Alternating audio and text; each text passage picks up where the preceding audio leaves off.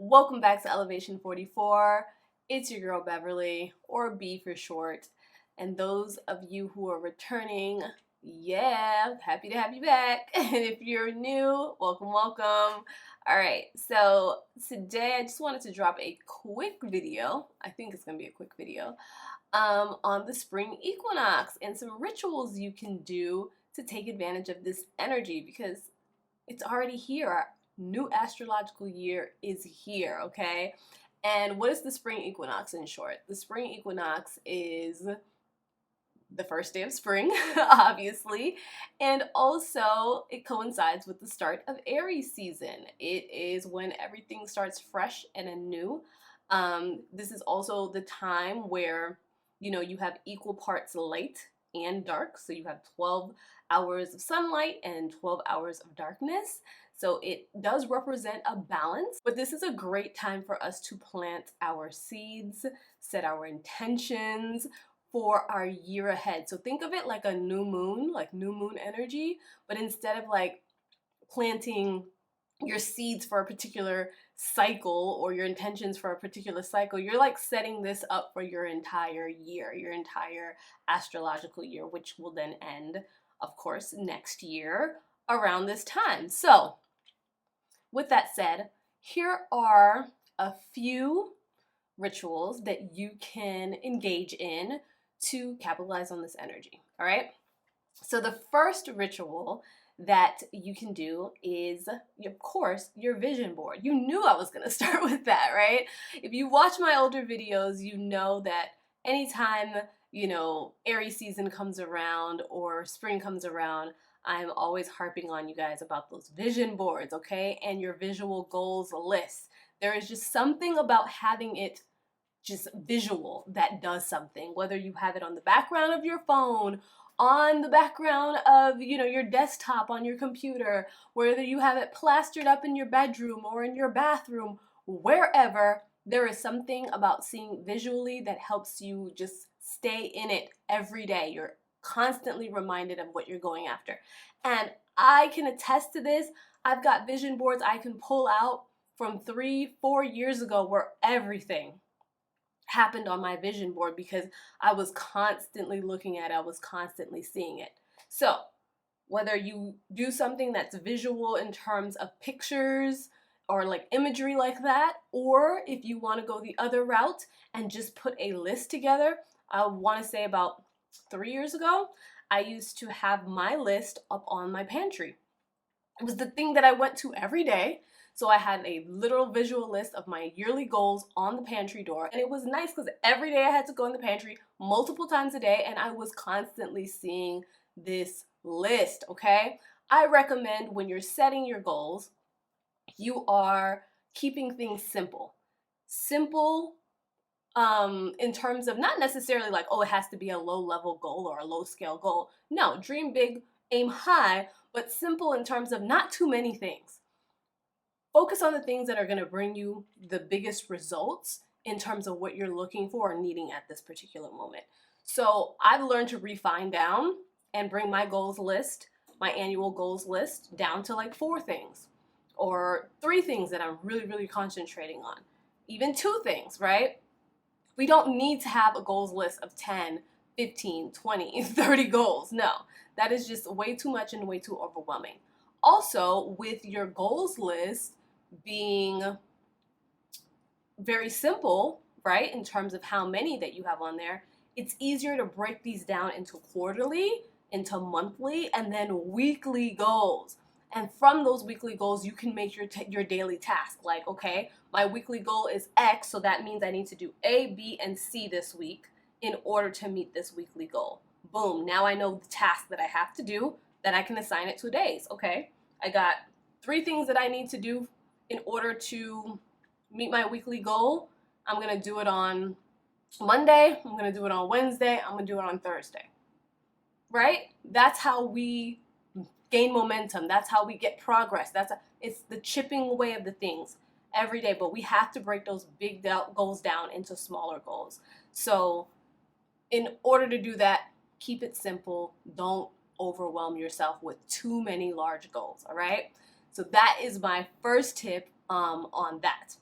And in conjunction with this, I think a great thing that you can do in terms of when you're getting those vision boards, and a lot of you probably already have your vision boards together, right? And if you don't, this is your opportunity to either put that goals list together or to create a visual one, right? Get some Pinterest images, go on Canva. Canva's free, Pinterest is free. Get some magazines, whatever. You can do old school, you can draw it out, you can do whatever. Make sure that you get something going in that department if you're the type of person who wants to visually see the imagery so that you can imagine yourself in that space already as you already achieved it, right? This is how manifesting works. And make that thing happen. In conjunction with that, a good thing to do with it is to also plant a literal seed. Like, get you a small pot, put some dirt in it, and plant something. I don't care if it's a basil seed. I don't care if it's a flower. The nurturing, the watering, and the caring for this seed, for this plant that you are about to sprout, is a visual reminder of what you are also doing with your goals to help keep you on track. So as you're watering that plant every day, as you're putting it in the sunlight and doing the things and pruning it and watching it grow and sprout, remember, this is also a representation of the goals that you're working on, that you're watering, that you're nurturing, that you're giving sunlight, right? You have to constantly, you can't leave that plant neglected after you plant that seed. You can't leave that plant neglected. It's not gonna grow. So now the second thing that I would recommend ritual-wise, because this worked for me so freaking well, that now I'm thinking like, gosh, girl, you gotta bring this back. Your meditation space. I need you to create a meditation space. Ever since I moved, I don't have a dedicated meditation space, and that's a problem. So I'm gonna do this along with you guys, right? If you don't have a meditation space, designate some corner of your house, your room, wherever you live. Listen, mine used to be in my closet back in the day, in my walk-in closet. I made so many things happen in that closet, okay? So find a dedicated meditation space. If you are the type of person who likes to have an outdoor meditation space and you want like an altar, like a portable altar, movable altar, or something that you take with you, get a tray, like a tea tray, like a wooden tray or something, or a poster board or something. And if you want to put the imagery of your vision board on that, you can do that. Or get a picture frame, right? A picture frame that has the images and print them and put it in a picture frame, something that you can carry with you outside. But the goal is to have your vision board in your meditation space. Now, the power of your board or your vision board in your meditation space or your goals list, whatever you decide, is that as you're in the space of meditating and just getting into that zone, you're seeing that. It's in your subconscious mind. It's in your, as you're meditating, as you're manifesting, as you're seeking answers and guidance, all of that is influencing it, right? So let me tell you, it is powerful, powerful stuff. You must carve out a meditation space for yourself somewhere and incorporate your vision board or your vision list. I'm rambling. Okay, let's move on to point number 3. The third thing that I would say that you could do ritual-wise for the spring equinox is a spring cleaning.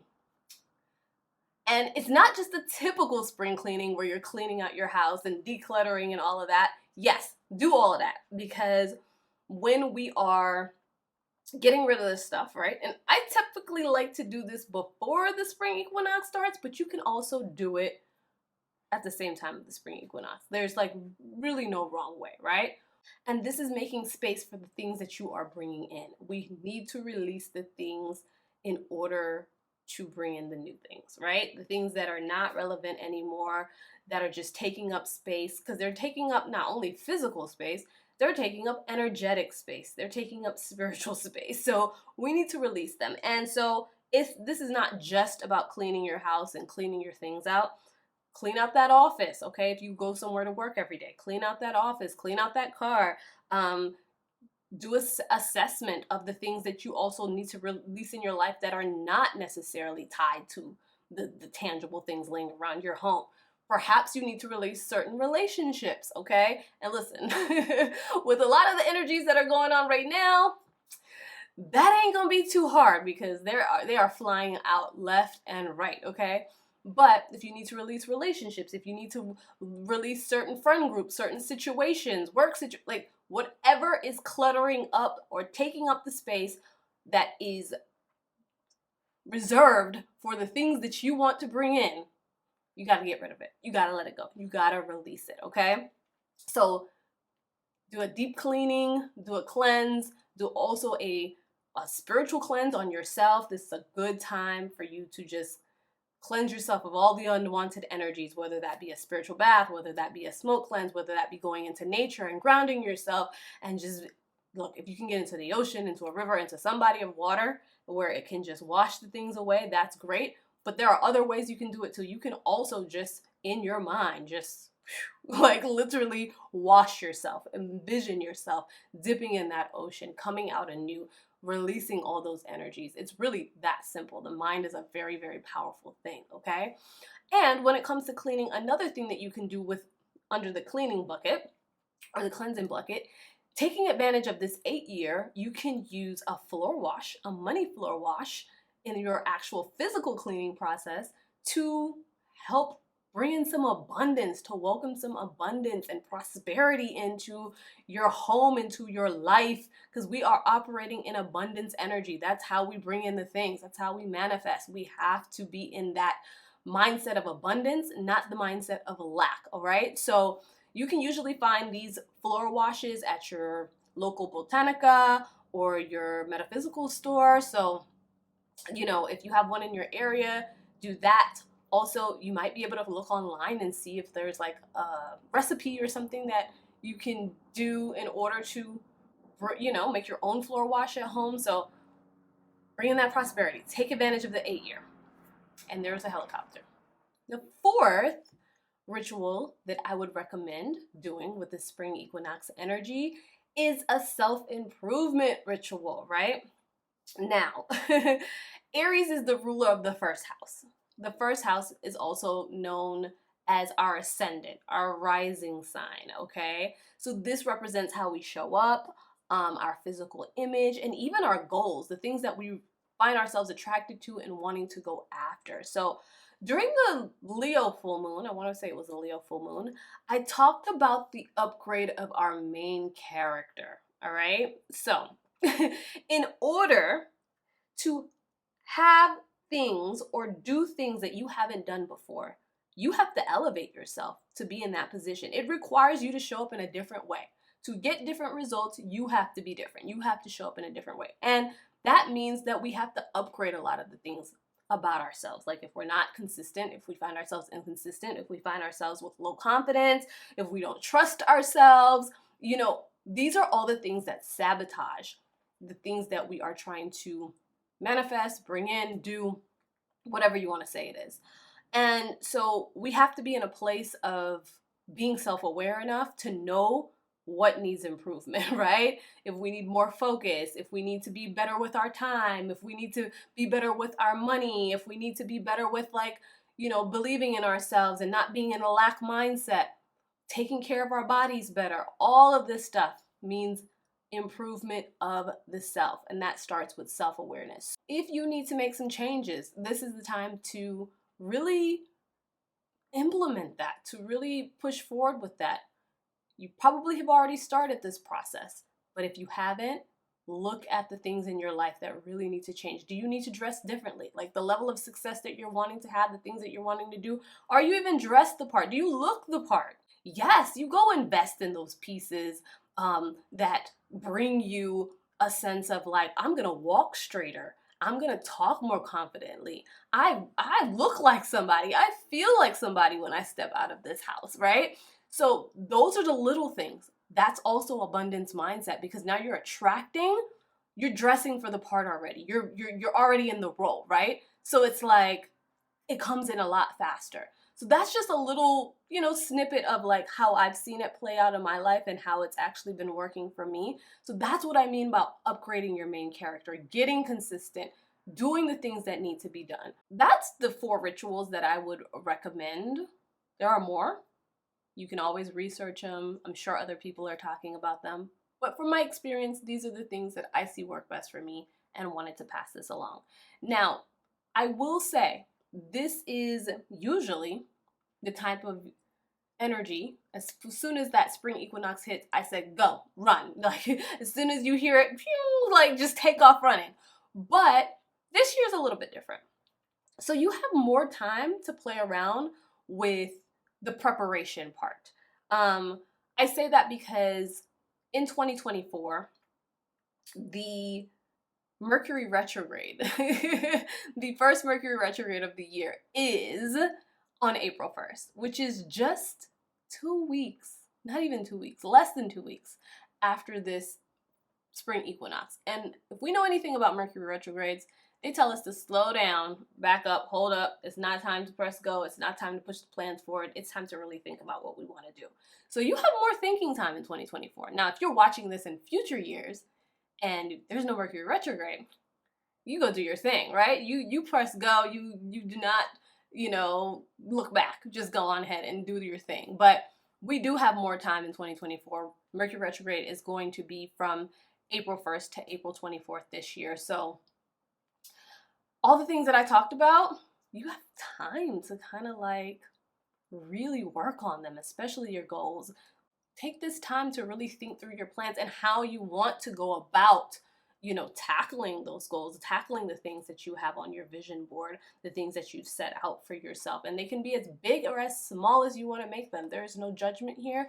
We're all on different journeys and we all are going to want and need different things at particular points in our lives. So do what's true to you, and just make sure it's in alignment, because that's how you're going to actually stick with it, and that's where the fuel, passion, and fire is going to come from in order to see it through. All right?